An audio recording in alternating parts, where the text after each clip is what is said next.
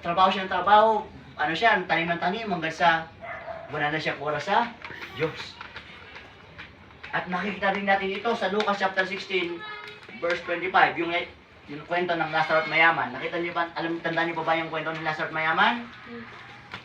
Ang isang mayaman na iyon, may isang mayaman daw na lagi ay daramit ng magandang daramit na kumakain ng sagana araw-araw. At mayroon namang isang may mahirap na Lazaro pangalan na tatad ng sugat. Ay kinakain ng aso ang kanyang sugat at nasa tapat siya ng pintuan ng mayaman upang makakain man ng mumo ng mayaman. Lamang Abraham sa Lucas chapter 16:21, Saka sa buhay nung ikay nasa lupa, at si Lazaro naman ay nagtiis ng kahirapan. Subalit ngayon ay inaalim siya rito, samantalang ikaw naman ay nagdulong sa riyan. ano sabi doon?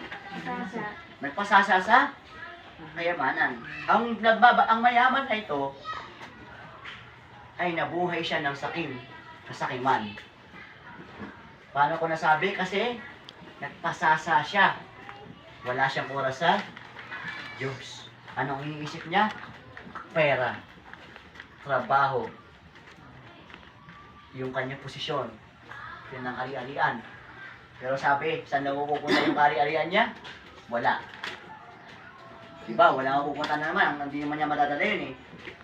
Kaya ito yung kasakiman. Kung makikita natin dito, karamihan ng mga sakim sa pera, sa karamihan ng walang oras sa Diyos, yung mayayaman is yung mga politiko, yung mga mayayaman.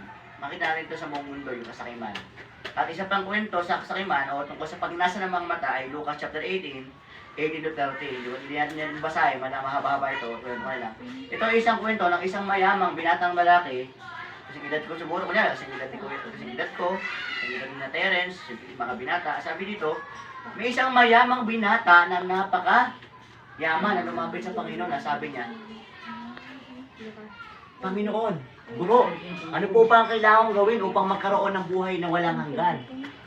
Sabi ng mayaman, ulitin ko, lumapit po siya kay Jesus, at sabi niya kay Jesus, Guro, ano po ang kailangan mo gawin para magkaroon ng buhay na walang hanggan? Ano sabi ni Jesus? Alam mo naman ang utos, di ba? Huwag kang papatay. Huwag kang mangalunya, huwag kang sasaksi sa mga bagay ang walang katotohanan, huwag kang magsinungaling. Sabi ng mayaman, Panginoon, ginawa ko na po lahat ng yan. Lumalang ako sa aking magulang, ginawa daw niya lahat. At ang sabi pa ni Jesus, may isa pang kulang sa iyo. Ipagbili mo ang iyong kayamanan. Pabigay mo sa mga dukha. At magkakaroon ka ng kayamanan sa langit at sumunod ka sa akin. Ang sabi ni Jesus, ipagbili mo ang iyong ari-arian. Ipabigay mo sa mga mahihirap ang lahat ng kayamanan mo. Ang sabi ni Jesus. Pero, ginawa ba ng lalaki? Hindi. Anong ginawa niya?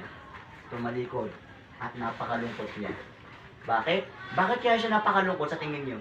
Tumalikod agad siya at napakalungkot niya. Sabi ni Jesus, talagang napakahirap sa isang mayaman ang makapasok sa karya ng Diyos.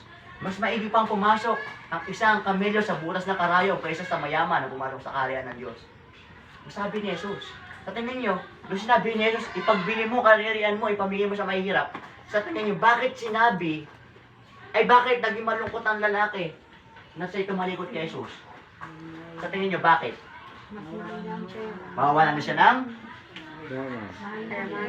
pera. Mahal niya ang pera. Tama. Ano pa mawawalan niya ari-arian niya?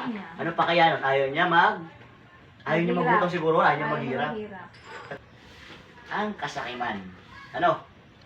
Na kung saan makikita natin dito, hindi ibinigay. Kasi nga, pagpapakita kasi ng isang tao hindi marunong magbigay sa mga dukha o hindi marunong magbigay sa gawain ng Panginoon, pagpapakita yun ng kasakiman. Kaya lalaki, sa tingin nyo, naligtas kayo yung lalaking yun? Naligtas kayo yung lalaking yun? Hindi. Sabi niya, nagtanong pa siya, Guro, ano po kayang dapat gawin para magkaroon ng buhay na walang hanggan? Sinabi naman ni Jesus, pagbili mo ang kayamanan mo bibigyan mo sa mga dukha at sumunod ka sa akin. Hindi niya ginawa. Malungkot siya sabi ni Jesus, mahirap talaga sa mayaman na pumasok sa karya ng Diyos.